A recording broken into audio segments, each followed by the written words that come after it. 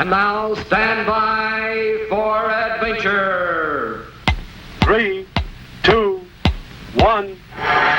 In the exciting story of Squeek and the terrible Termite.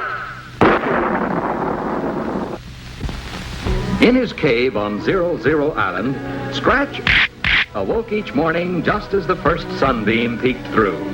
He would yawn, then reach for his trusty wooden club to be sure it was ready for the day's adventures. Colonel Bleep, in his laboratory, was up early, just in time to silence that noisy bird in the wooden clock before it could finish its morning call. Because in his little dream house, Squeak would still be sound asleep in his cozy bed. This morning, however, things began in a very different way. When Scratch yawned and reached for his wooden club, it was missing. Only a few crumbs of sawdust remained. When Bleep got up to silence the cuckoo clock, something was very wrong indeed. Only the metal springs, gears, and numerals were left. Every wooden part of that clock had vanished. Even the cuckoo.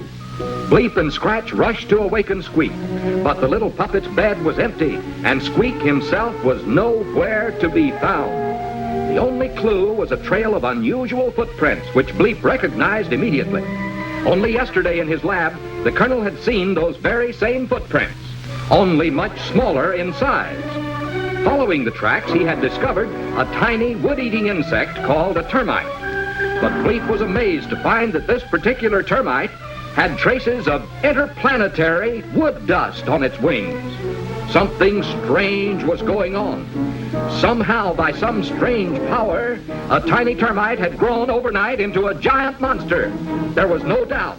A wood-eating monster of tremendous size was on the loose. Poor Squeak, the little wooden puppet, had been captured by a giant termite. A terrible termite. The Colonel sped into action. Using futomic energy, he quickly made for Scratch a brand new club. Not of wood, but of solid lead, one of the heaviest, most malleable metals commonly used by man. Thus armed, Bleep and Scratch hurriedly followed the footprints to rescue their little friend. Suddenly, they were upon him. There was the great insect sprinkling salt on the poor wooden puppet, who lay bound on a huge platter. This was a time for quick thinking and fast action. With caveman strength, Scratch molded his heavy but malleable metal club into a statue that looked exactly like Squeak. And as the termite turned to put away the salt, Scratch quickly substituted the metal statue for the real puppet. And at the same time, Bleep charged the statue with a bolt of futomic lightning.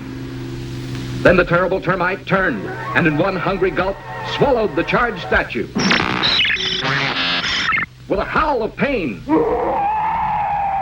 the monster leaped into the sea to cool off. But the weight of that heavy metal statue pulled him down, 50 fathoms under. So once again, peace was restored to 00 Island. And while Scratch fashioned a new wooden club, and Colonel Bleep prepared the cuckoo clock, little Squeak snoozed soundly in his cozy little bed, tired from his exciting adventure and completely unaware that even greater danger lay ahead.